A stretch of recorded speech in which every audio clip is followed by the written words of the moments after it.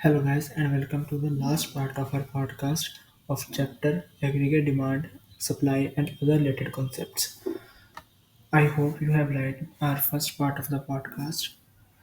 Uh, in that podcast, we have learned some topics. Let's quickly revise that. First of all, we have learned about what is aggregate demand, what is aggregate supply. Aggregate demand क्या था? Economy के अंदर जितने भी लोग खर्चा करने के लिए प्लान करते हैं उसको हम एग्रीगेट डिमांड बोलते हैं। हमने कहा था कि एग्रीगेट डिमांड जो है वो सारी इकोनॉमी में होती है, बट इसको हम 4 पार्ट्स में डिवाइड करते हैं। जो फर्स्ट पार्ट होता है aggregate demand which is generated by consumers, second one which is generated by producers, third one by government and the fourth one external world. हमने कहा था for the sake of understanding the Keynes theory हम सिर्फ 2 sectors की ही demand को consider करेंगे, that is consumers and second one is producers. इसके बाद हमने सीखा था एग्रीगेट सप्लाई के बारे में। एग्रीगेट सप्लाई क्या थी? वो सारे गुड्स जो प्रोड्यूसर्स विश कर रहे हैं कि हम प्रोड्यूस करेंगे इकॉनमी के अंदर। उसके बाद हमने सीखा कि जो एग्रीगेट सप्लाई है वो हमेशा इनकम की इक्वल होती है। क्यों? क्योंकि जितना भी एक प्रोड्यूसर गुड्स बनाने के लिए प्लान करेगा उतनी ही इनकम जनरेट होगी इकॉनमी के अंदर। वो कैसे होता है वो हमने फर्स्ट पॉडकास्ट में डिस्कस किया था। इसके बाद हमने सीखा what is consumption function versus what is saving function. हमने इसकी डेरिवेशन भी सीखी थी। फिर हमने सीखा था slope of consumption function, slope of saving function, जिसको हम एमपीसी एमपीएस भी बोलते थे। हमने एमपीसी सीखा, marginal propensity to consume, MPS marginal propensity to save. MPC क्या था कि मेरी एडिशनल इनकम का कितना प्रोपोर्शन मैं कंज्यूम कर रहा हूँ। एमपीएस क्या था? एडिशनल इनकम का कितना प्रोपोर्शन मैं सेव कर रहा हूँ। हमने कहा MPC plus MPC equals to 1। इसके अलावा हमने एपीसी के बारे में सीखा, एपीएस के बारे में सीखा, डिफरेंस बिटवीन एपीसी एमपीसी सीखा, डिफरेंस बिटवीन एपीएस एमपीएस सीखा। इसके अलावा हमने सीखा what is break even point. Break even point वो पॉइंट था जहाँ पर कंजम्पशन और इनकम इक्वल होते थे ताकि सेविंग जो है वो ज़ीरो हो जाती थी। हमने ये सारी चीज़ें सीखी जिससे हमने अपना बेस जो है एग्रीगेट डिमांड सप्लाई में हमने स्ट्रॉन्ग कर लिया। आज हम सीखेंगे कीन्स थ्योरी में और हम इस टॉपिक को एंड कर देंगे। कीन्स थ्योरी को सीखने से पहले हमारे कुछ बेसिक असम्पशंस होते हैं जो कीन्स ने बताए थे अपनी इकॉनमी अपने इकोनॉमिक मॉडल को सामने रखते हुए। तो कीन्स थ्योरी के 3 असम्पशन थे। उसमें से पहला असम्पशन था कि हम शॉर्ट पीरियड एनालिसिस कर रहे हैं। कभी भी इकॉनमी के अंदर हम कोई भी थ्योरी पढ़ें उसको हम 2 पीरियड्स में डिवाइड करते हैं, एक शॉर्ट टर्म एक लॉन्ग रन। हमने प्लस वन में भी ये चीज़ सीखी थी जब हमने कितने सारे कॉन्सेप्ट्स किए थे। हमने शॉर्ट रन में सारे कॉन्सेप्ट्स को डिस्कस किया था, लॉन्ग रन हमने नहीं सीखा था। यहाँ पर भी हम लॉन्ग रन की बात नहीं करेंगे, हम सिर्फ शॉर्ट रन में ही सीखेंगे। ठीक है? Short period analysis. Short period, अब सबसे पहला क्वेश्चन ये आता है कि हम किस बेसिस पर शॉर्ट पीरियड और लॉन्ग पीरियड को डिवाइड करते हैं। यह काउंट्स नहीं है। जनरली सभी सोचते हैं कि 12 मंथ्स के कम अगर जो पीरियड है उसको शॉर्ट रन बोलेंगे, 12 मंथ से ज़्यादा जो पीरियड है उसको लॉन्ग रन बोलेंगे। ये अकाउंट्स में ये चीज़ चलती है, नॉन करंट करंट। बट यहाँ पर इकोनॉमी में के अंदर ये 12 मंथ्स का कोई क्राइटेरिया नहीं होता है। अगर आपको किसी पीरियड को शॉर्ट रन बोलना है उसके लिए अगर आपको कोई भी फैक्टर, अगर वेरिएबल कोई भी फैक्टर आपका फिक्स्ड हो जाता है तो वो आपका शॉर्ट पीरियड बन जाता है। बट अगर आपका कोई भी फैक्टर फिक्स नहीं है तो आपका जो पीरियड है वो लॉन्ग रन बन जाता है। एग्जाम्पल, अब वेरिएबल फैक्टर और फिक्स फैक्टर्स कौन से होते हैं? ये वेरिएबल फैक्टर वो फैक्टर होता है जो हमारे टाइम के साथ आराम से चेंज हो जाता है, जिसकी क्वांटिटी चेंज होती रहती है। फिक्स्ड फैक्टर वो फैक्टर होता है जिसकी क्वांटिटी आराम से चेंज नहीं होती है। लाइक जब हम वेरिएबल फैक्टर की बात करते हैं तो हमारा जो सबसे पहला फैक्टर माइंड में आता है वो होता है लेबर। लेबर आराम से, जैसे प्रोडक्शन इंक्रीज होती है लेबर आराम से इंक्रीज हो जाती है। अगर फिक्स फैक्टर्स की बात करें तो जनरली जो फिक्स फैक्टर्स की हम बात करते हैं तो हमारे माइंड में आता है कैपिटल, या फिर हम बात करते हैं लैंड की, क्योंकि लैंड और कैपिटल ऐसी चीज़ें जो आराम से हम इंक्रीज डिक्रीज नहीं कर सकते। लैंड को एक्वायर करना इट इज़ नॉट लाइक बच्चों का खेल नहीं होता है वो, इसलिए हम उसको जनरली फिक्स फैक्टर कंसीडर करते हैं। वो कहता है अगर आपका कोई भी फैक्टर फिक्स है ना तो हम शॉर्ट रन बोल देंगे। बट अगर आपका कोई भी फैक्टर फिक्स नहीं है तो हम उसको लॉन्ग रन बोलेंगे। लाइक अगर आपने कोई इकोनॉमिक मॉडल ऐसा पेश किया जहाँ पर आप लैंड भी बेचने को तैयार हो, मतलब जैसे आपकी प्रोडक्शन इंक्रीज होगी आप लैंड भी एक्वायर करना स्टार्ट कर दोगे, तो हम वो बोलेंगे कि ये तो लॉन्ग रन का पीरियड है। बट इस टॉपिक में इन थ्योरी में हमने सिर्फ शॉर्ट पीरियड एनालिसिस करना है। सेकेंड असम्पशन थी कि हम सिर्फ टू सेक्टर इकॉनमी की बात करेंगे। ये मैंने आपको पहले भी बताया था कि हम सिर्फ एग्रीगेट डिमांड की सिर्फ टू सेक्टर्स लेंगे, वो है कंज्यूमर्स और प्रोड्यूसर्स। गवर्नमेंट और एक्सटर्नल सेक्टर को हम इसमें इंक्लूड नहीं करने वाले, इसलिए हम टू सेक्टर क्लोज इकॉनमी लेते हैं। थर्ड एजम्पशन थी हमारी कि जो एग्रीगेट सप्लाई है वो परफेक्टली इलास्टिक होगी। ये भी बात हमने फर्स्ट पॉडकास्ट में की थी कि जो एग्रीगेट सप्लाई की जो कर्व है वो बिल्कुल स्ट्रेट जाती है। जब हम बोलते हैं एग्रीगेट सप्लाई परफेक्टली इलास्टिक होगी, इससे मतलब है कि हमारी इकॉनमी के अंदर एक्सेस कैपेसिटी है। लाइक हमारे इकॉनमी के अंदर बहुत सारे रिसोर्सेज हैं, अनलिमिटेड रिसोर्सेज हैं। जैसे जैसे मेरी एग्रीगेट डिमांड बढ़ेगी वैसे वैसे मैं एग्रीगेट सप्लाई को बढ़ाना शुरू कर दूंगा। बट आप ये चीज़ प्रैक्टिकली सोचिए, क्या ये पॉसिबल है? ये चीज़ पॉसिबल नहीं है। हमने कोविड में ये चीज़ देखी है। गवर्नमेंट ने मनी की जो सर्कुलेशन थी कोविड के बाद अपनी इकॉनमी को रिकवर करने के लिए जो मनी सर्कुलेशन थी वो गवर्नमेंट ने इंक्रीज़ कर दी थी। जैसे ही उन्होंने मनी की सर्कुलेशन इंक्रीज़ की, वैसे लोगों के हाथ में पैसा ज़्यादा है, उन्होंने एग्रीगेट डिमांड बढ़ानी स्टार्ट की। जैसे ही एग्रीगेट डिमांड बढ़नी स्टार्ट हुई, एग्रीगेट सप्लाई बढ़नी शुरू हुई। बट वो इस हद तक वो पहुंच गया एग्रीगेट डिमांड कि अब जो लोग हैं वो उतना बना ही नहीं पा रहे हैं, बिकॉज उनके पास उतना रॉ मटेरियल ही नहीं अवेलेबल है, या फिर उनकी जो प्रोडक्शन कैपेसिटी वो ऑलरेडी पीक पर है। तो हुआ क्या, जब उनके पास रिसोर्सेज लिमिटेड थे तो डिमांड ज़्यादा थी, उन्होंने प्राइस बढ़ाना शुरू कर दिया। ऐसा होना शुरू हो गया था। बट कीन्स कहता है कि हमारी जो एग्रीगेट डिमांड है वो जैसे जैसे बढ़ेगी वैसे वैसे एग्रीगेट सप्लाई बढ़ेगी। प्रैक्टिकली चीज़ पॉसिबल नहीं होती है। प्रैक्टिकली जो हमारी सप्लाई है वो एक लेवल पर आकर रुक जाती है। उस लेवल के बाद हमको अपने जो प्रोडक्शन कैपेसिटी है उसको इंक्रीज़ करना पड़ता है, हमें फैक्ट्री और लगानी पड़ती है, या फिर हमें एडिशनल चेंजेस करने पड़ते हैं। फिर जाकर हम अपनी जो प्रोडक्शन कैपेसिटी उसको अपने एग्रीगेट डिमांड के साथ मैच कर पाते हैं। पर कीन्स ने ऐसा चीज़ बोला उसका भी एक कारण है, बिकॉज कीन्स ने जब अपना इकोनॉमिक मॉडल पेश किया था 1920s के टाइम पर उसने पेश किया, तब पूरा वर्ल्ड ग्रेट डिप्रेशन के साथ सफ़र कर रहा था। तो जो 1920s का पीरियड था it was the period of great depression. वो ऐसा टाइम था जब सारी वर्ल्ड की जो इकॉनमी है वो बहुत ज़्यादा नीचे आ चुकी थी। इसका कारण क्या था? 1920s के आसपास सारे इकोनॉमिस्ट बिलीव करते थे कि जो एग्रीगेट सप्लाई है वो जैसे से बढ़ेगी अपने आप एग्रीगेट डिमांड उसके कॉरस्पॉन्डिंगली बढ़ती जाएगी। मतलब अब के सिनेरियो से बिल्कुल उल्टा।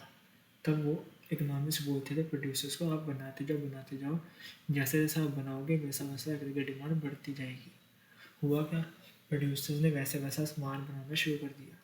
वो बनाते गए। हुआ क्या, जो उनके स्टॉक्स थे वो बढ़ते गए बिकॉज एग्रीगेट डिमांड उतनी तेज़ी से नहीं इंक्रीज़ हो रही थी। अल्टीमेटली हुआ क्या, वो जितना बड़ा बबल क्रिएट हुआ था सारे वर्ल्ड में वो अचानक से फट गया। प्रोड्यूसर्स को रियलाइज़ हुआ उनके पास कितना सारा स्टॉक पड़ा हुआ है जो अभी तक बिका ही नहीं है। वो जब बबल फटा तब सारी फैक्ट्रीज बंद होने की मतलब कगार पे आ गई, सारी फैक्ट्रीज बंद होनी स्टार्ट हो गई। उनने बहुत ज़्यादा बड़े स्केल पर अपने एम्प्लॉयज़ को बाहर निकाला, बिकॉज वो कह रहे थे कि अभी और सामान बनाने का एडवांटेज ही नहीं है, बिकॉज सामान पिछला सामान ही बिका तो नया सामान कैसे बिकेगा। लार्ज स्केल एम्प्लॉयमेंट हो गई और लार्ज स्केल अनएम्प्लॉयमेंट हुई, इनकम कम हुई, एग्रीगेट डिमांड और कम हो गई, तो हालात बहुत ज़्यादा ख़राब हो गए थे। तब कीन्स ने अपना मॉडल पेश किया। वो ऐसा टाइम था जब एग्रीगेट डिमांड बहुत ही ज़्यादा कम थी, सप्लाई बहुत ज़्यादा थी। तब कीन्स ने बोला कि हम ऐसा ज्यूम करेंगे कि हमारी इकोनॉमी के अंदर एक्सेस कैपेसिटी है, जैसे जैसे मेरी डिमांड बढ़ेगी कॉरस्पॉन्डिंगली प्रोड्यूसर्स उस डिमांड को फुलफ़िल करने के लिए अपनी प्रोडक्शन भी इंक्रीज़ करेंगे। और सिंस इकोनॉमी के अंदर एक्सेस कैपेसिटी है, जितनी चाहे उतनी हम सप्लाई बढ़ा सकते हैं, तो जैसे जैसे डिमांड बढ़ेगी, जितनी डिमांड बढ़ेगी उतनी सप्लाई बढ़ जाएगी। ये कीन्स ने बेसिक असम्पशन ली थी। सो फाइनली कीन्स की क्या तीन असम्पशन थी। फर्स्ट असम्पशन थी कीन्स की कि हम शॉर्ट पीरियड का एनालिसिस करेंगे। सेकेंड असम्पशन थी उसकी कि हम जो एग्रीगेट सप्लाई है वो परफेक्टली इलास्टिक होगी, मतलब मेरी इकोनॉमी के अंदर एक्सेस कैपेसिटी होगी। और जो थर्ड असम्पशन थी वो थी कि हमारी इकोनॉमी एक टू सेक्टर इकोनॉमी होने वाली है। ठीक है। अब कीन्स ने अपनी थ्योरी में बताया कि एग्रीगेट डिमांड और एग्रीगेट सप्लाई टू कंपोनेंट्स हैं। जब एग्रीगेट डिमांड और एग्रीगेट सप्लाई इक्वल होते हैं तो उस पॉइंट को हम बोलते हैं पॉइंट ऑफ इक्विलिब्रियम। ये दो चीज़ें आपको याद रखनी है। जब कंजम्पशन इनकम के इक्वल होती है तो उसको हम बोलते हैं ब्रेक इवन पॉइंट। पर जब एग्रीगेट सप्लाई एग्रीगेट डिमांड की इक्वल होती है तब हम उसको बोलते हैं पॉइंट ऑफ इक्विलिब्रियम और एग्रीगेट इफेक्टिव डिमांड AED। क्या बोलते हैं? पॉइंट ऑफ इक्विलिब्रियम और एग्रीगेट इफेक्टिव डिमांड। ठीक है। अब हम एक चीज़ पढ़ेंगे कि जब मेरी एग्रीगेट सप्लाई और एग्रीगेट डिमांड इक्वल है तब तो पॉइंट ऑफ इक्विलिब्रियम मतलब सप्लाई और डिमांड बिल्कुल एक पॉइंट पे आकर इक्वल हो गए हैं। बट क्या हो अगर मेरी जो सप्लाई है वो डिमांड से ज़्यादा हो जाए और जो डिमांड है वो सप्लाई से ज़्यादा हो जाए, तो हम ये दोनों सिचुएशंस को एनालाइज करेंगे। बट इन दोनों सिचुएशंस को एनालाइज करने से पहले हमारे पास एक और कंडीशन होती है एग्रीगेट सप्लाई और एग्रीगेट डिमांड। एक ये पॉइंट हो गया इक्विलिब्रियम का। एक और पॉइंट ऑफ इक्विलिब्रियम होता है जो एक्चुअली एग्रीगेट सप्लाई और एग्रीगेट डिमांड से ही डिराइव होता है। देखते हैं कैसे। एग्रीगेट सप्लाई को हम कह सकते हैं aggregate supply equals to Y, मतलब एग्रीगेट सप्लाई इनकम की इक्वल है। पहले भी बताया आपको, अगर एग्रीगेट सप्लाई इनकम के इक्वल है तो मैं एस को वाई लिख सकता हूँ। अब जो एडी है मेरी, एडी मेरी किसके इक्वल है? एग्रीगेट डिमांड किसके इक्वल है? जितना मेरे कंज्यूमर्स विश करेंगे स्पेंड करने के लिए प्लस जितना मेरे प्रोड्यूसर्स प्लान करेंगे कि मैं इकॉनमी के अंदर खर्चा करूँगा, मतलब आई। ये हमने फर्स्ट पॉडकास्ट में बात की थी कि जो डिफरेंट सेक्टर्स हैं उसमें से जो कंपोनेंट्स है डिमांड के उनको हम कैसा लिखते हैं। जो गवर्नमेंट है उसको जी के साथ डिनोट करते हैं वो भी नहीं है। जो आउटसाइड वर्ल्ड था उसको हम एक्स माइनस एम के साथ डिनोट करते हैं वो भी अभी नहीं है, बिकॉज हमने टू सेक्टर मॉडल को अज्यूम किया। इसलिए एग्रीगेट डिमांड सी प्लस आई के इक्वल है और जो ए एस है वो वाई की इक्वल है। मतलब मैं कह सकता हूँ अगर पॉइंट ऑफ इक्विलिब्रियम में ए एस ए डी की इक्वल है तो वाई सी प्लस आई की इक्वल है। और वाई खुद किसके इक्वल होता है? कंजम्पशन प्लस सेविंग के इक्वल होता है। तो मैं कह सकता हूँ C plus S equal to C plus I. दोनों तरफ सी सी कैंसिल हो गए, बचा क्या? S equal to I. मतलब पॉइंट ऑफ इक्विलिब्रियम दो कंडीशंस पे बनता है, या मेरा एग्रीगेट सप्लाई एग्रीगेट डिमांड की इक्वल हो जाए या फिर मेरी जो सेविंग है वो मेरी इन्वेस्टमेंट के इक्वल हो जाए। अगर इन दोनों में से कोई भी कंडीशन सक्सेसफुल हो गई तो मेरा पॉइंट ऑफ इक्विलिब्रियम बन जाता है। अब अब हमने दोनों कंडीशन लिख ली। जब मेरी एग्रीगेट सप्लाई एग्रीगेट डिमांड के इक्वल है और जब मेरी ऐसी इक्वल है तब मेरा पॉइंट ऑफ इक्विलिब्रियम बन रहा है। बट अब क्या हो अगर मेरी एग्रीगेट सप्लाई एग्रीगेट डिमांड से ज़्यादा हो जाए या फिर एग्रीगेट डिमांड एग्रीगेट सप्लाई से कम हो जाए। मतलब फर्स्ट कंडीशन क्या है मेरी कि मेरी एग्रीगेट सप्लाई एग्रीगेट डिमांड से ज़्यादा है या फिर इसको मैं बोल दूँ एग्रीगेट डिमांड एग्रीगेट सप्लाई से कम है। ठीक है। क्या होगा? खुद सोचिए। जब सप्लाई ज़्यादा है और डिमांड कम है तब क्या होगा? जो प्रोड्यूसर्स हैं उनके पास एक्सेस स्टॉक पड़ा होगा। मतलब प्रोड्यूसर्स के पास एक्सेस स्टॉक होगा और एक्सेस स्टॉक को मैं बोलता हूँ अनफुलफिल्ड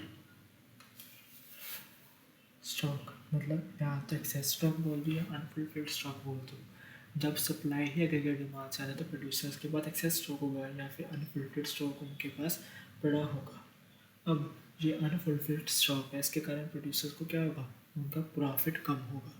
आपको सोचा अगर आप सामान बना रहे हैं आपका सामान नहीं बिक रहा तो उसका कितना सारा ढेर पड़ा होगा आपके पास। क्या आप और सामान बनाओगे? नहीं, आप और सामान नहीं बनाओगे। इवेंचुअली क्या होगा? लार्ज स्केल अनएम्प्लॉयमेंट होगी, लोग एम्प्लॉयज़ को निकाल देंगे एम्प्लॉयज़ को निकालेंगे तो उनकी इनकम कम होगी, उनकी इनकम कम होगी तो वो खर्चा कम करेंगे, वो खर्चा कम करेंगे तो जीडीपी कम होगी, अल्टीमेटली मेरी सारी इकॉनमी डाउन होना स्टार्ट हो जाएगी। ये था फर्स्ट केस जब मेरा एग्रीगेट सप्लाई एग्रीगेट डिमांड से ज़्यादा है या फिर डिमांड सप्लाई से कम है।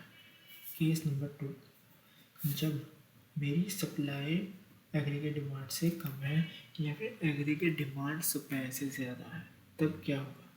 खुद सोचिए। आप जितना सामान बना रहे हैं उससे ज़्यादा एग्रीगेट डिमांड है, तब क्या होगा? जब डिमांड ज़्यादा है और मेरे पास सामान नहीं है तो मुझे अनफुलफिल्ड डिमांड का लॉस होगा। मतलब खुद सोचिए, आपने 100 यूनिट्स गुड्स के बनाए, लोग आके मांग रहे हैं 200 यूनिट्स। अब क्या हुआ? आप 100 यूनिट तो आपने बेच दिए, 100 यूनिट आप बेच नहीं पाए, मतलब 100 यूनिट के कस्टमर आपको वापस करने पड़े, मतलब उनको आपको वापस भेजना पड़ा। अब जब आपने 100 यूनिट्स के कस्टमर्स को वापस भेजा, अगर आप उनको वापस ना भेजते तो वो 100 यूनिट पे भी आप प्रॉफिट कमाते, अब आप नहीं कमा पाए, तो इसको हम बोलते हैं अनफुलफिल्ड डिमांड का भी आपको लॉस हुआ है। अब मैनी ऑफ द स्टूडेंट्स ये क्वेश्चन करेंगे, हम क्या करेंगे? हम अपने प्राइजेस को बढ़ा देंगे।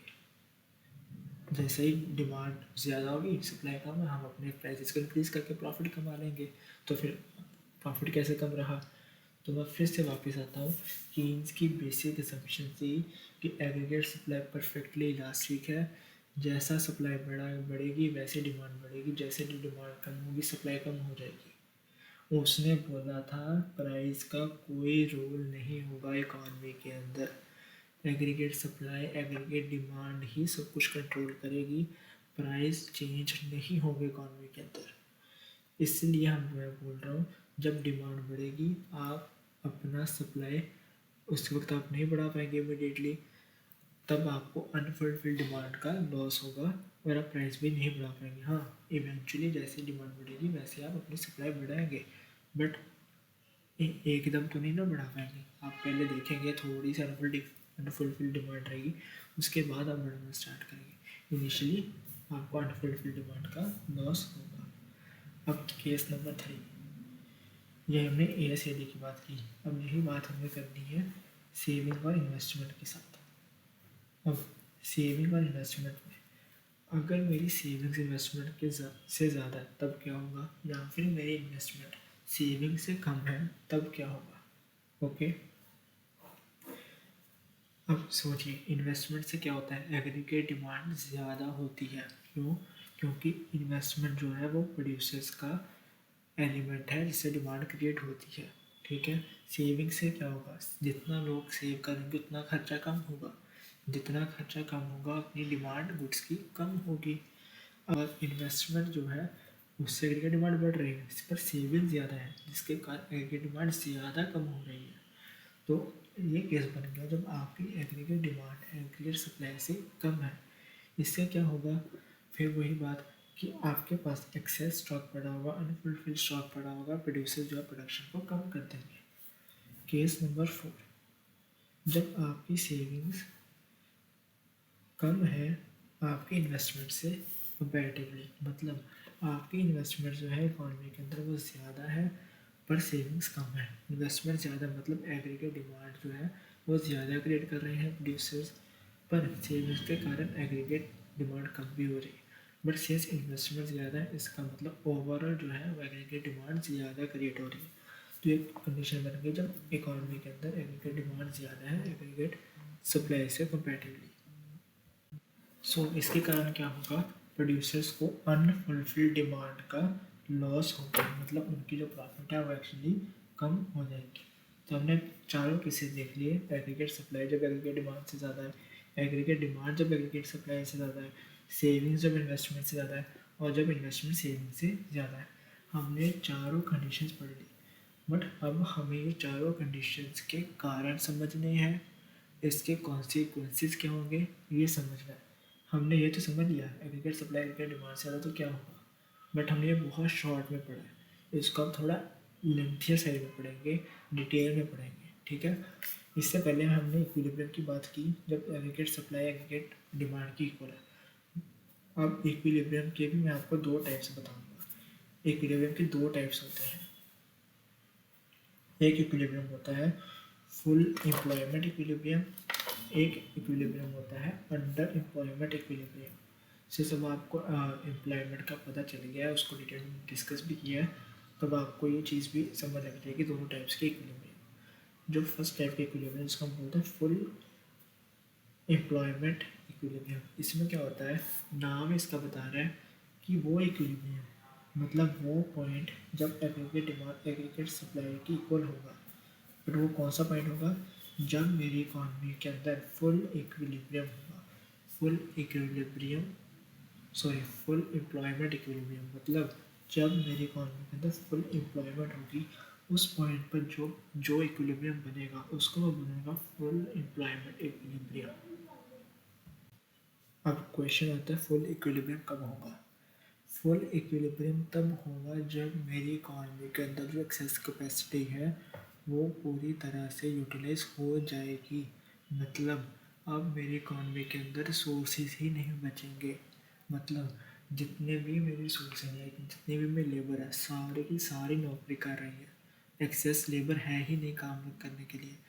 उस पॉइंट पे जो इक्विलिब्रियम बनेगा उसको मैं बोलूँगा फुल एम्प्लॉयमेंट इक्विलिब्रियम।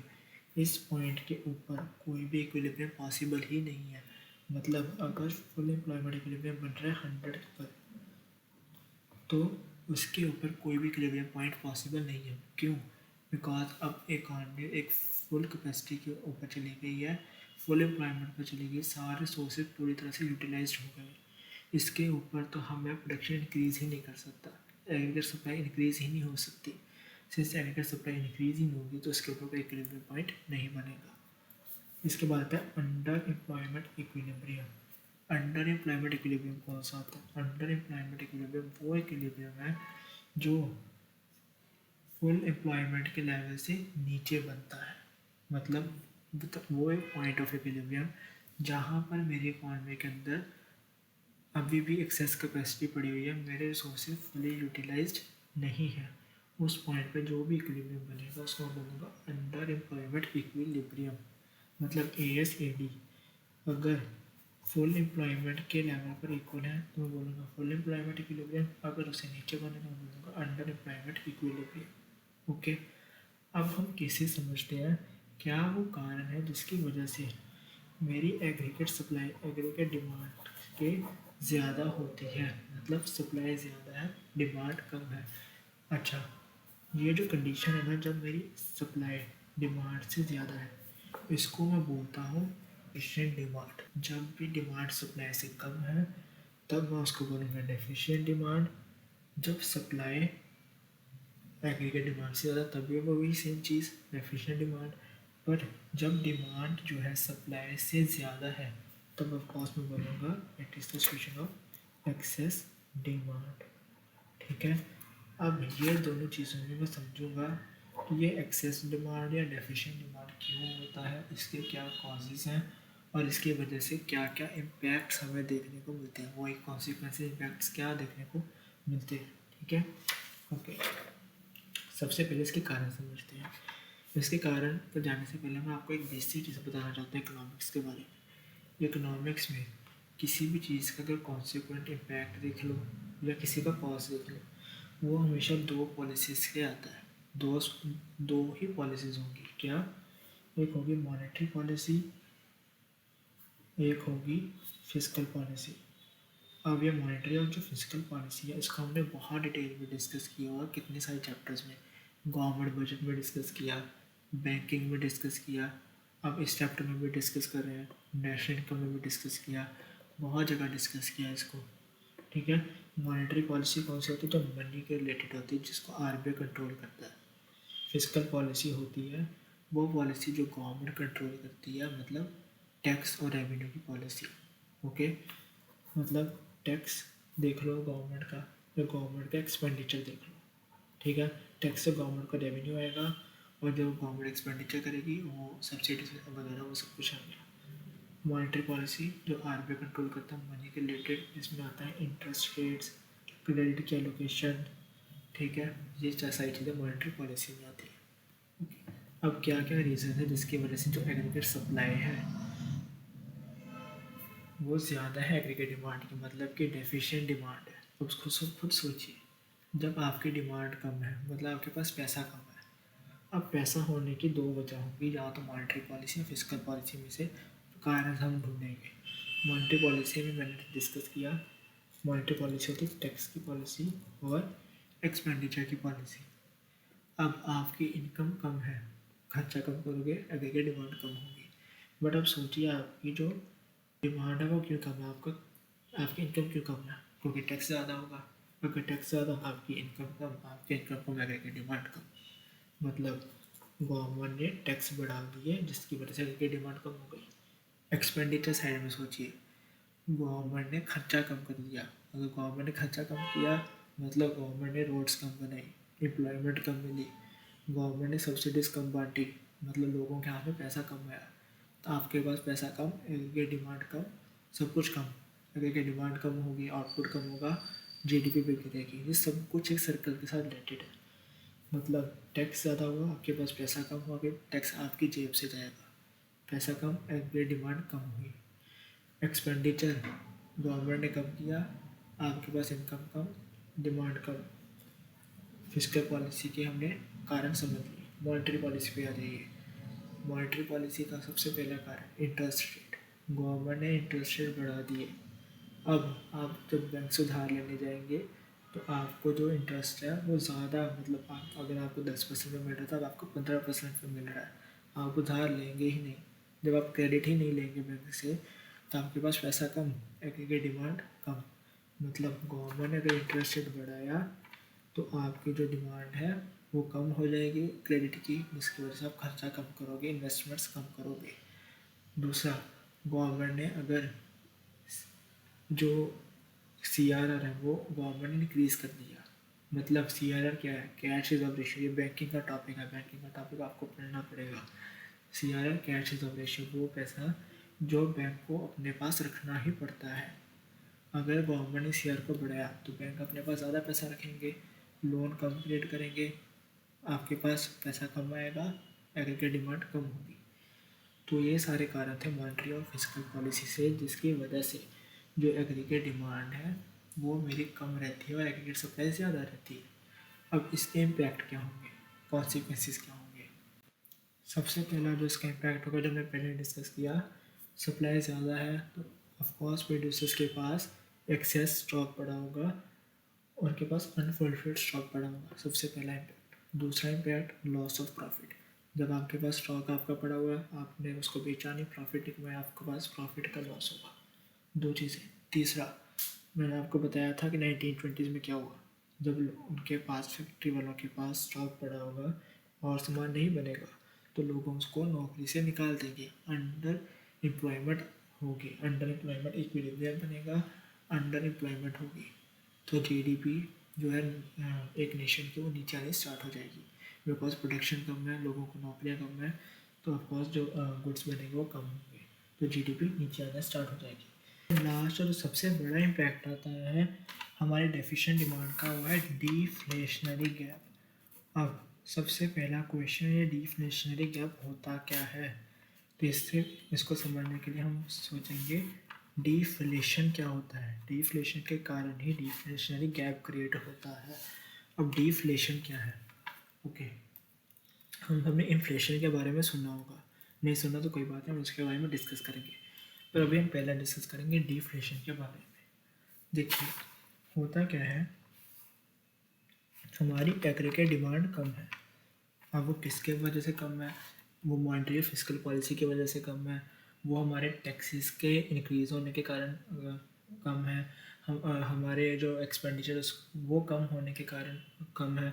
वो एक्सपेंडिचर गवर्नमेंट का हो सकता है, वो एक्सपेंडिचर मेरा खुद का प्राइवेट कंजम्पशन एक्सपेंडिचर हो सकता है, या फिर कोई मॉनेटरी पॉलिसीज़, जैसे गवर्नमेंट ने इंटरेस्ट रेट्स बढ़ा दिए हैं, गवर्नमेंट ने CRR बढ़ा दिया है, इसकी वजह से हमारी एग्रीगेट डिमांड कम है।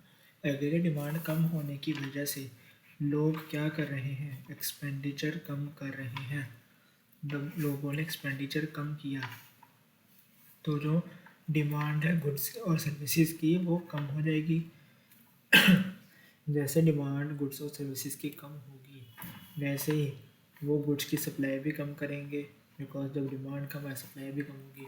जैसे ही गुड्स की सप्लाई कम होगी तब प्रोड्यूसर्स कम बनाएंगे, तब कम बनाएंगे तो जो एक नौकरियां वो नहीं बनेंगी, या फिर जो नौकरियां हैं वो कम हो जाएंगी, बिकॉज वो एम्प्लॉयज़ को ले ऑफ कर देंगे। कोई उनको फ्री का तो कुछ भी कोई नहीं देगा, तो अनएम्प्लॉयमेंट होगी। जैसे ही अनएम्प्लॉयमेंट होगी वैसे इनकम कम होगी, फिर ये सर्कल चलता रहेगा। इनकम कम होगी, फिर एक्सपेंडिचर कम होगा, फिर डिमांड कम होगी, फिर सप्लाई कम होगी। ऐसे होता ऐसे होता जाएगा, होता जाएगा, होता जाएगा। और जैसे ही ये सर्कल चलेगा तो बेसिकली होगा क्या, मेरी ओवरऑल जो इकॉनमी उसके अंदर डिमांड गुड्स और सर्विसेज की कम हो जाएगी। प्रोड्यूसर्स के पास ऑलरेडी कितना सारा स्टॉक पड़ा होगा, हमने भी पढ़ा, एक्सेस स्टॉक पड़ा होता है प्रोड्यूसर्स के पास, जिसकी वजह से अनएम्प्लॉयमेंट क्रिएट होगी। ठीक है, अब एक्सेस स्टॉक पड़ा उनके पास, डिमांड कम है। अब जो ये डिफ्लेशनरी गैप है, ये जो पुरानी कीन्स की assumptions थी कि हमारी इकॉनमी के अंदर एक्सेस कैपेसिटी डिमांड सप्लाई को कॉरेस्पॉन्ड करती है, अब उससे हटकर ये कॉन्सेप्ट आ रहा है डिफ्लेशनरी का, जिसमें प्राइजेस भी ऊपर नीचे जाएंगे। बिकॉज अब हम यहाँ पर जब इम्पैक्ट और कॉन्सिक्वेंसेस की बात कर रहे हैं, अब हम प्रैक्टिकल वर्ल्ड में आ गए हैं। तो जैसे ही एग्रीगेट डिमांड कम, एग्रीगेट सप्लाई ज़्यादा, तो लोग एक्सपेंडिचर कम करेंगे, गुड्स सर्विसेज कम डिमांड करेंगे, प्रोड्यूसर्स के पास बहुत ज़्यादा स्टॉक पड़ा होगा, वो स्टॉक को खाली करने के लिए वो प्राइजेस को कम करेंगे। प्राइजेस का कम होना इकॉनमी में के अंदर उसको बोलते हैं डीफ्लेशन। प्राइजेस का कम होना मतलब डीफ्लेशन आना। वैसे तो जनरली डीफ्लेशन बहुत कम देखने को मिलता है, बट ये डीफ्लेशन हमें देखने को मिला था 1920s के ग्रेट डिप्रेशन के टाइम पर, जब प्रोड्यूसर ने कितना सारा सामान बना दिया, ओवरऑल डिमांड कम सप्लाई ज़्यादा थी, बहुत सारा स्टॉक पड़ा हुआ था, तो उन्होंने अपना स्टॉक खाली करने के लिए स्टॉक के प्राइसेस बहुत ज़्यादा कम कर दिए थे। ये चीज़ हमें 1920s के टाइम पर देखने को मिली। एट प्रेजेंट ये चीज़ अभी हमें कम देखने को मिलती है।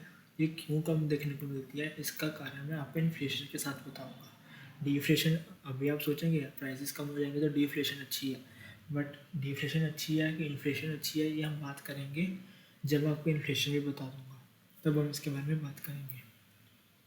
अब हम ये डिस्कस करते हैं, हमने फर्स्ट सिनेरियो देख लिया जब मेरी एग्रीगेट डिमांड जो है वो कम है एग्रीगेट सप्लाई से। ठीक है, अब हम केस नंबर 2 पे आते हैं, जब मेरी एग्रीगेट सप्लाई कम है एग्रीगेट डिमांड के, या फिर मैं बोल सकता हूँ मेरी एग्रीगेट डिमांड ज़्यादा है एग्रीगेट सप्लाई से, मतलब ये सिचुएशन है एक्सेस डिमांड की।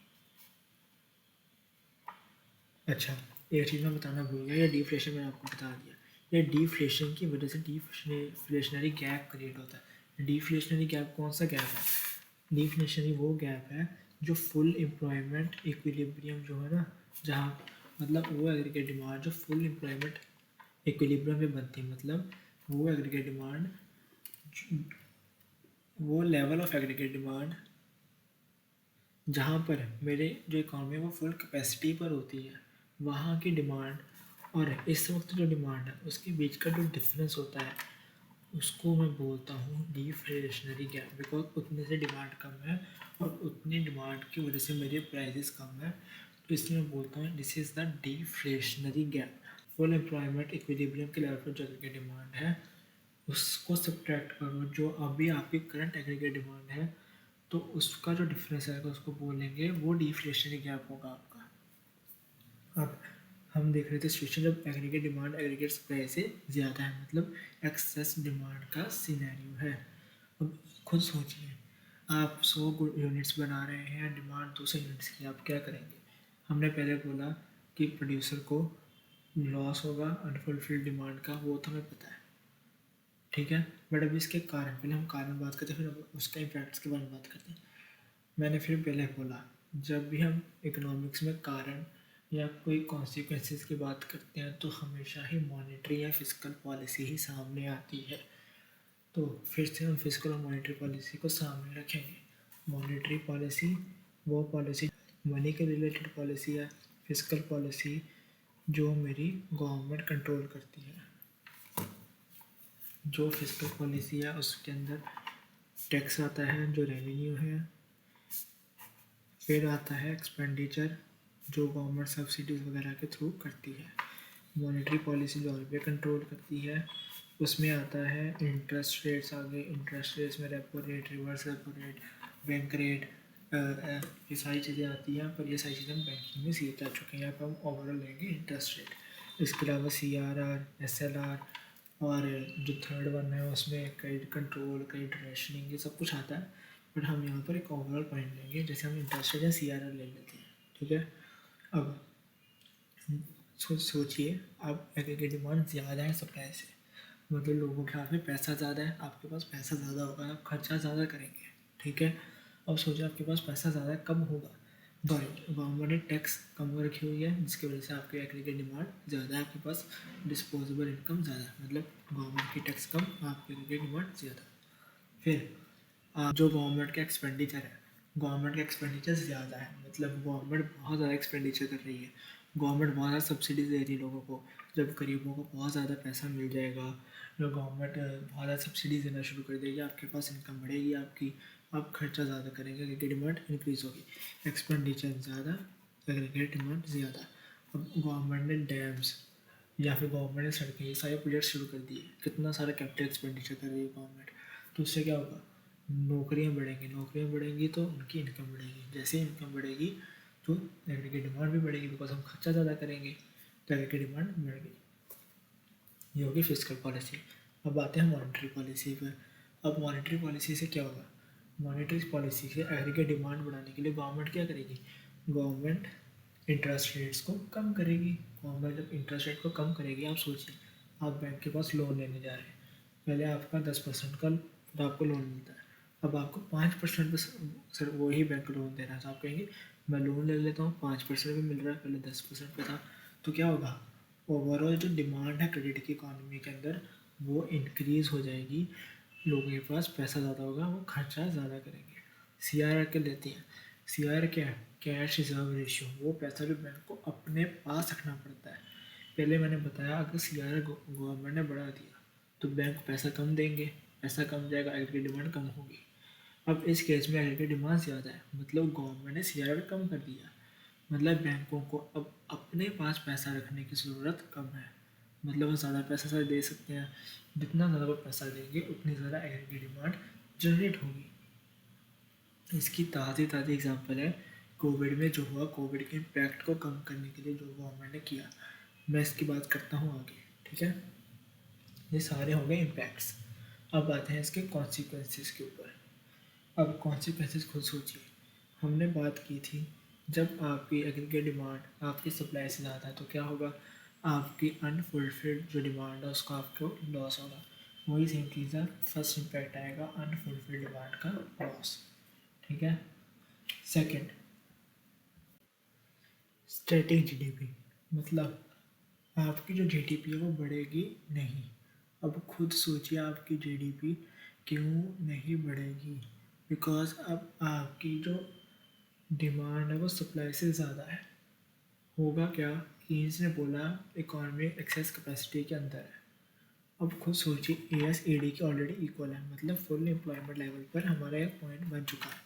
अब इसके ऊपर ही अगर डिमांड अगर जाएगी तो हम कहेंगे ना एक्सेस डिमांड है, तो इससे कम होगी फुल एम्प्लॉयमेंट की इक्वल, फुल एम्प्लॉयमेंट इक्विलिब्रियम पे अगर कम होगी डिमांड फिर तो अंडर एम्प्लॉयमेंट है, फिर तो डिमांड कम है, डेफिशिएंट डिमांड है। इससे ऊपर जाएगी तो हम कहेंगे एक्सेस डिमांड है। मैंने आपको बताया था कि जब AS/AD की इक्वल होता है फुल एम्प्लॉयमेंट के लेवल पर, तब AS इसके ऊपर नहीं जा सकता। क्यों, बिकॉज आपकी सारी जो एक्सेस कैपेसिटी है वो यूटिलाइज हो गई है, अब आपके पास और सोर्सेज ही नहीं है, मतलब चाहे जितनी मर्जी डिमांड बढ़े आप सप्लाई बढ़ा ही नहीं सकते, बिकॉज आपके पास रिसोर्सेज ही नहीं है। तो एक्सेस डिमांड कब होगा, जब फुल एम्प्लॉयमेंट इक्विलिब्रियम के ऊपर आपकी एग्रीगेट डिमांड हो जाएगी। अब इसके ऊपर एग्रीगेट डिमांड तो चली गई बट एग्रीगेट सप्लाई तो जा ही नहीं सकती, बिकॉज रिसोर्सेज नहीं है आपके पास। तो क्या होगा, आपकी GDP स्टैटिक रहेगी। क्यों, लोग चाहे जितना मर्जी डिमांड करते रहें, पर उस डिमांड का क्या फ़ायदा जब गुड्स ही नहीं बनेंगे, जब गुड्स और एक्स्ट्रा गुड्स ही नहीं बनेंगे तब GDP कैसे बढ़ेगी, बिकॉज GDP क्या है, ग्रॉस डोमेस्टिक प्रोडक्शन, कितना प्रोड्यूस हो रहा है इकॉनमी के अंदर एक साल में, जब आपकी प्रोडक्शन ही नहीं बढ़ेगी, जब आपकी सप्लाई ही नहीं बढ़ेगी, तो आपकी जीडीपी कैसे बढ़ेगी? मतलब अब मेरा जो स्टैटिक जीडीपी आ गई है, जीडीपी इंक्रीज नहीं होगी। ठीक है। First impact loss of unfulfilled demand, loss of profit. Second static GDP. Third one inflation. अब हम बात करेंगे इन्फ्लेशन की। इन्फ्लेशन का जब मेरे गुड्स सारे इकॉनमी के अंदर जो प्राइसेस हैं गुड्स के बढ़ गए हैं, उसको बोलेंगे इन्फ्लेशन। अब डिफ्लेशन कैसा हुआ था कि डिमांड कम है, लोगों ने एक्सपेंडिचर कम कर रहे हैं, डिमांड कम हो रही है, तो सप्लाई गुड्स की बहुत ज़्यादा बढ़ रही है, तो प्रोड्यूसर ने प्राइसेस कम कर दिए, तो डिफ्लेशन आ गई। अब एग्रीगेट डिमांड का सोचिए, रिसोर्सेज पूरी तरह यूटिलाइज्ड है, डिमांड बहुत ज़्यादा है इकॉनमी के अंदर, लोग कह रहे हैं मुझे सामान दो। अब अगर एक चिप्स का पैकेट 10 रुपये का है, आप मार्केट में जा रहे हैं, आपको चाहिए वो चिप्स, क्योंकि आपके पास पैसा बहुत है। अब कोई कहेगा यार मुझे 10 रुपये में मैं ले लूँगा ये चिप्स, दूसरा कहेगा मेरे पास तो पैसा ही बड़ा, तू छोड़, मुझे 15 रुपये का ये पैकेट दे दे। तो लोगों में ही लड़ाई शुरू हो जाएगी। वो एक जना कहेगा मैं ज़्यादा पैसा दे दूँगा इसके लिए, क्योंकि पैसा बहुत पड़ा हुआ है, डिमांड बहुत है। प्रोड्यूसर उस जो गुड्स है उसका प्राइस बढ़ाना शुरू कर देंगे। जब प्राइसेस बढ़ेंगे गुड्स के, तो इन्फ्लेशन आ जाएगी। तो इसके कारण एग्रीगेट डिमांड के ज़्यादा होने के कारण इन्फ्लेशन आती है। अब मैं आपको एक रियल लाइफ की केस स्टडी बताऊंगा कोविड के टाइम। कोविड में क्या हुआ? सबसे पहले कोविड में जब कोविड के कारण हमारी जब इकॉनमी बहुत नीचे आ गई थी, जब लोग जो है वो डिमांड नहीं कर रहे थे, फैक्ट्रीज भी बंद हो गई, तो सारी इकॉनमी नीचे थी। गवर्नमेंट के ऊपर बहुत सारा प्रेशर था कि अपनी इकॉनमी को रिवाइव किया जाए, और लोगों को जो नौकरियां इतनी सारी चली गई, फैक्ट्रीज बंद होने के कारण नौकरियां भी इंक्रीज़ कराई जाए। अब हमें किसी ने बोला कि जब ऐसे हालात आते हैं, जब डिमांड बहुत नीचे गिरी होती है, तब आपको डिमांड पर फोकस करना पड़ता है, सप्लाई पर फोकस नहीं करना। बिकॉज सप्लाई बढ़ाने से कुछ नहीं होगा, वो सप्लाई बढ़ेगी, डिमांड उतनी ही रहेगी, डिमांड बहुत कम बढ़ेगी। इसलिए आपको डिमांड पर फोकस करना है। डिमांड बढ़ेगी, प्रोड्यूसर अपने आप कॉरेस्पॉन्ड करेंगे डिमांड को फुलफिल करने के लिए। सरकार ने मेजर्स लिए अपनी डिमांड को इंक्रीज़ करने के लिए। आपने गौर किया होगा, हम बोलते रहते हैं कि गवर्नमेंट ने एफडीए का रेट कम कर दिया, गवर्नमेंट ने पीपीएफ केवीपी सबका रेट कम कर दिया, इंटरेस्ट नहीं दे रही सरकार। क्यों नहीं दे रही थी?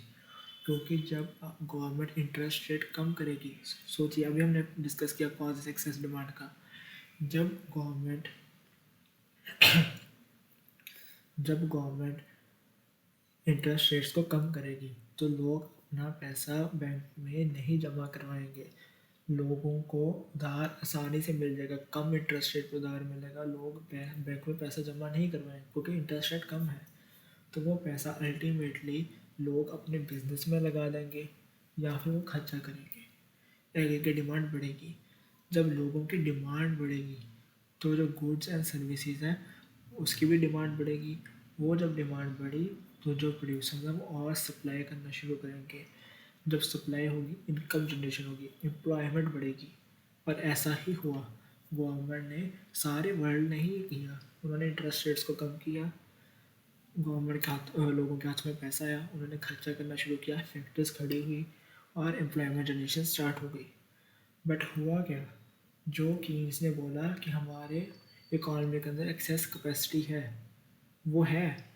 बट हुआ क्या कि कीन्स ने ये चीज़ दी थी 1920s में, जब डिमांड बहुत ही ड्रास्टिकली कम थी।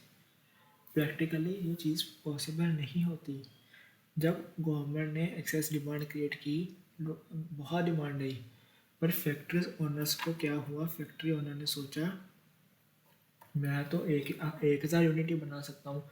पहले उसकी फैक्ट्री बंद थी, डिमांड बढ़ी, उसने भी अपनी सप्लाई बढ़ाई। बट एक पॉइंट आ गया, अब वो 1,000 यूनिट तक की डिमांड को फुलफिल कर पा रहा है, पर डिमांड तो बढ़ती ही जा रही है बिकॉज गवर्नमेंट इंटरेस्ट रेट कम करती जा रही है। हुआ क्या? वो कह रहा मैं 1,000 यूनिट ही बना सकता हूँ, मेरी कैपेसिटी ही 1,000 यूनिट है।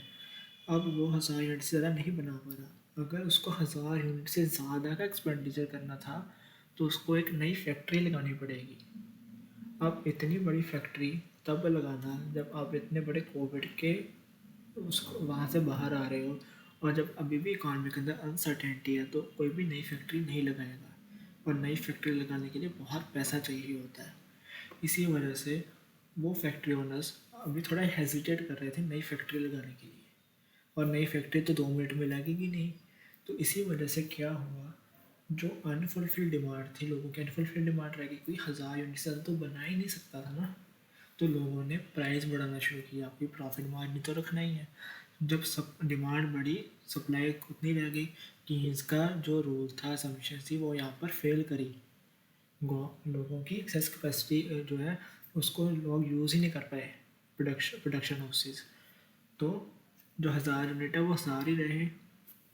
उन्होंने क्या, मैं तो 1000 ही बना सकता हूँ। अब मैं प्राइस बढ़ाऊंगा तो ऑटोमेटिकली थोड़ी डिमांड कम आनी शुरू हो जाएगी। उसने प्राइस बढ़ाया अनफुलफिल्ड डिमांड के लिए, जो अपना उसको लॉस हो रहा है उसको पूरा करने के लिए। जैसे ही उसने इसके प्राइस बढ़ाए, इन्फ्लेशन आ गई। अब सोचिए आपके आसपास कितने सारे गुड्स के प्राइसेस बढ़ गए थे कोविड के थोड़ी देर बाद। जब कोविड के जो रिलैक्सेशन था वो आनी शुरू हुई तो काफ़ी रेट बढ़ गए। हमारा जो इन्फ्लेशन को मेजर करने के जो इंडेक्सेस हैं वो देखिएगा, बहुत हैवी लेवल पे प्राइसेस बढ़े थे। क्यों बढ़े? बिकॉज एग्री की डिमांड गवर्नमेंट के मेजर्स की वजह से बहुत तेज़ी से बढ़ी। प्रोडक्शन उतनी नहीं थी, हम नई फैक्ट्री इतनी आसानी से नहीं लगती। तो जो ओनर्स हैं, फैक्ट्री ओनर्स हैं, उन्होंने गुड्स के प्राइजेस को इंक्रीज़ किया ताकि अनफुलफिल्ड डिमांड को पूरा किया जा सके, वहाँ से जो लॉस हो रहा है उसको पूरा किया जा सके। इसकी वजह से इकॉनमी के अंदर इन्फ्लेशन आ गई। ठीक है। अब क्वेश्चन आता है, इन्फ्लेशन अच्छी है कि डिफ्लेशन अच्छी है? ये out of the topic question है, बट इसको मैं लूँगा। मोस्टली सभी कहेंगे डिफ्लेशन अच्छी है। क्यों? क्योंकि सब कहेंगे कि प्राइसेस कम हो जाते हैं, गुड्स सस्ते में मिलते हैं, इससे डिफ्लेशन अच्छी है। बट एक्चुअली ऐसा नहीं है। डिफ्लेशन बहुत ज़्यादा बुरी है इकॉनमी के लिए। एक इकॉनमी को अगर ग्रो करना है तो उसको इन्फ्लेशन रखनी पड़ेगी। अब इन्फ्लेशन क्यों ज़रूरी है? क्योंकि आपके जो इकॉनमी के अंदर जो गुड्स हैं वो बनाते हैं प्रोडक्शन हाउसेस। अब प्रोडक्शन हाउसेस तभी सामान बनाएंगे जब उनको प्रॉफिट दिखेगा। खुद सोचिए, आप बिजनेस कर रहे हैं, आप रॉ मटेरियल लेकर आए 100 रुपये का, गुड बनाते बनाते डिफ्लेशन के कारण उस 100 रुपये की गुड्स की वैल्यू सिर्फ 90 रुपये रह गई। कैसे आप उस गुड्स को बेचेंगे?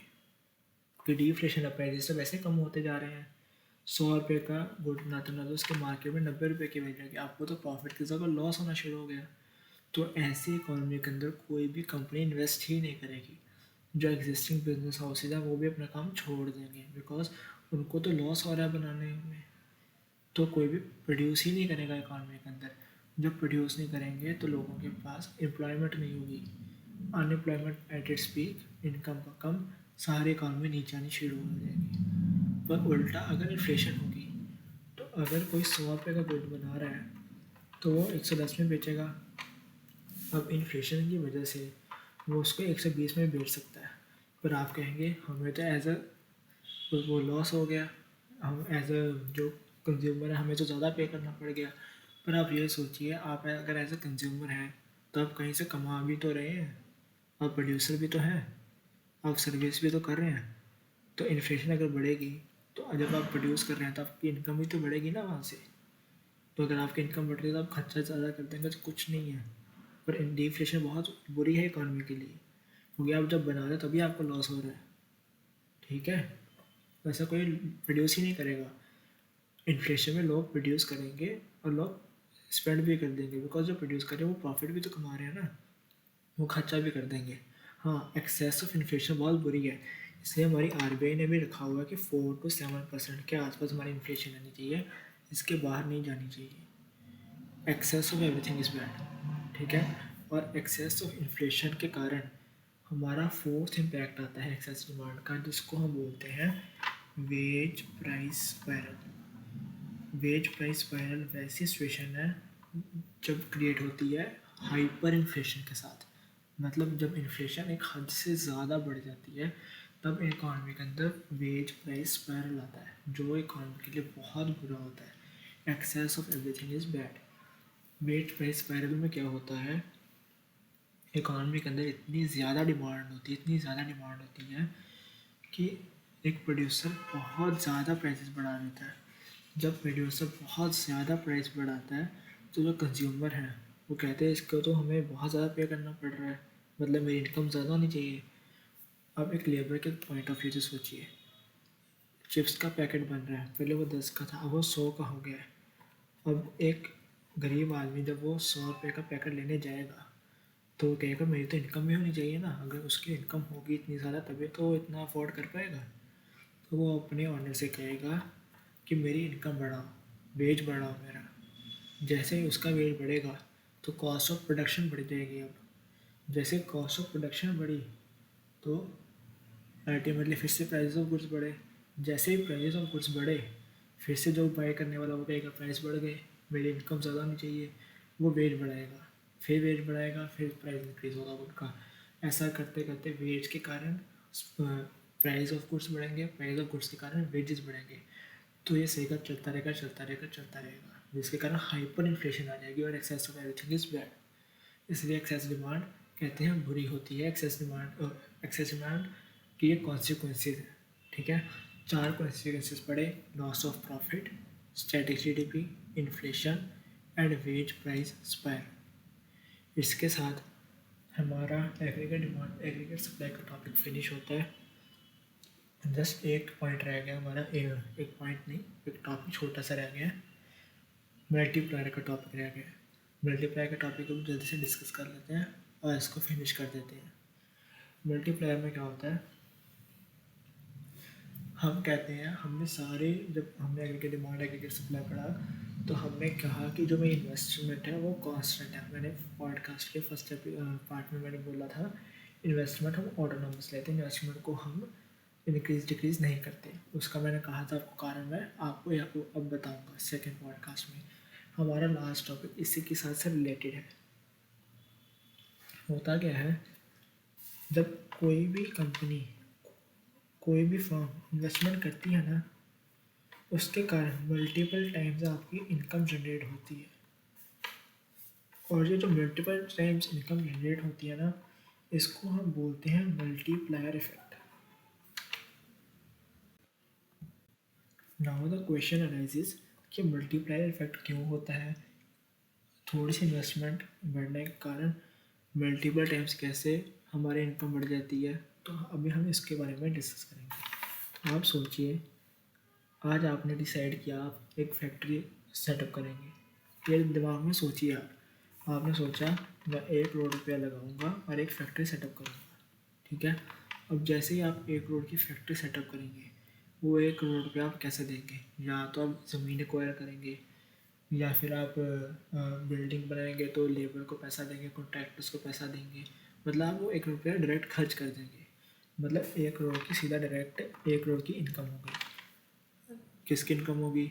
जिसको जिससे आपने लैंड ली उसकी इनकम होगी, जिससे आपने कॉन्ट्रैक्ट करवाया बिल्डिंग बनाने का उसकी इनकम होगी। मतलब आपका 1 करोड़ का खर्चा, किसी और की 1 करोड़ की इनकम हो गई। अब वो जिसकी 1 करोड़ की इनकम हुई, उसने उस 1 करोड़ में से कुछ पैसा उसने सेव किया होगा, कुछ पैसा उसने खर्च कर दिया होगा। सपोज करते हैं, एग्जाम्पल लेते हैं, 1 करोड़ में से उसने 90 लाख रुपए उसने खर्च कर दिया और 10 लाख उसने सेव कर दिया। मतलब 1 करोड़ की अगर उसकी इनकम थी, उसने 10% सेव किया और उसने 90% खर्च कर दिया।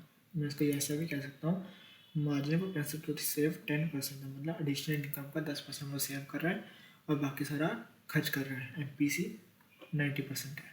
ठीक है, अब सपोज करिए वो कॉन्ट्रैक्टर की एग्जांपल लेते हैं। वो कॉन्ट्रैक्टर का उसने 1 करोड़ रुपया दिया मैंने फैक्ट्री सेटअप करने के लिए। वो 1 करोड़ रुपये का उसने 10 लाख सेव किया, 90 लाख उसने खर्च कर दिया। अब वो 90 लाख कहाँ पर खर्च करेगा? वो रॉ मटेरियल ले लेगा, वो अपने कोई बाइक ले लेगा, कोई कार ले लेगा। अब जहाँ जहाँ पर वो खर्चा करेगा उसकी उनकी इनकम क्रिएट हो गई।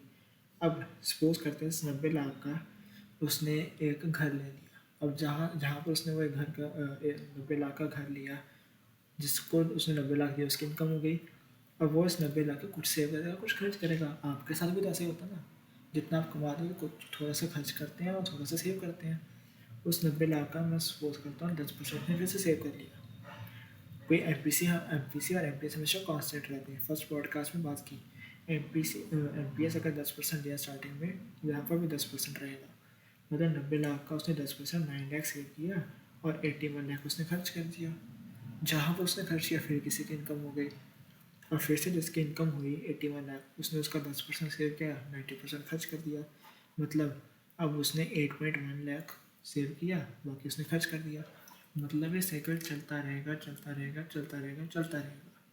मतलब 1 करोड़ की इनकम की वजह से मल्टीपल टाइम्स इनकम जनरेट हुई। मतलब अगर 1 करोड़ की इनकम, 1 करोड़ की इन्वेस्टमेंट करने से मल्टीपल टाइम्स इनकम जनरेट हो रही है, तो इसको हम बोलेंगे फॉरवर्ड मल्टीप्लायर, आगे जा रहा है। बट अगर 1 करोड़ की इन्वेस्टमेंट करने से मल्टीपल टाइम्स इनकम जनरेट हो रही है तो उल्टा भी तो हो सकता है। अगर किसी इंडस्ट्री ने अपनी इन्वेस्टमेंट निकाल ली, उसने 1 करोड़ रुपये निकाला इकॉनमी के अंदर से, उसका 1 करोड़ का निकालना इकॉनमी के अंदर से, मतलब मल्टीपल टाइम्स इनकम जो जनरेट हो सकती थी अब वो नहीं होगी। मतलब थोड़ी सी इन्वेस्टमेंट निकलने के कारण मल्टीपल टाइम्स इनकम कम हो जाती है, तो उसको हम बोलते हैं बैकवर्ड मल्टीप्लायर, मतलब मैं पीछे आ रहा हूँ। फॉरवर्ड मल्टीप्लायर इन्वेस्टमेंट हो रही है, मल्टीपल टाइम्स इनकम जनरेट हो रही है। Backward multiple times income generate नहीं हो रही बिकॉज इन्वेस्टमेंट निकल रही है। ठीक है, ये कॉन्सेप्ट है फॉरवर्ड और बैकवर्ड मल्टीप्लायर का। इसका मैंने आपको लॉजिक बता दिया। हाँ, इसका एक थोड़ा सा इसका फॉर्मूला भी होता है मल्टीप्लायर को मेजर करने का। मल्टीप्लायर को हम लिखते हैं K is equals to change in income divided by change in investment. Multiply मतलब कि कितने गुना मेरी जो है इनकम बढ़ेगी इन्वेस्टमेंट के कंपेरेटिवली। तो खुद सोचिए ना, इनकम मल्टीपल टाइम्स जनरेट हो रही है किसकी वजह से, इन्वेस्टमेंट की के कारण। तो इसके लिए इनकम ज़्यादा होती है, इसलिए इनकम को ऊपर रखा जाता है और इन्वेस्टमेंट को नीचे रखा जाता है। मतलब कि इनकम में कितना चेंज आ रहा है इन्वेस्टमेंट की वजह से, तो इन्वेस्टमेंट को नीचे रखेंगे। लाइक अगर मैंने 10 करोड़ की इन्वेस्टमेंट की तो 20 करोड़ की इनकम जनरेट हुई, तो 20 करोड़ को ऊपर रखो, 10 करोड़ को नीचे रखो, मतलब 2 टाइम्स मल्टीप्लायर इफेक्ट आया। इसलिए हम लिखते हैं K equals to change in Y divided by change in I. K multiplier को डिनोट करता है।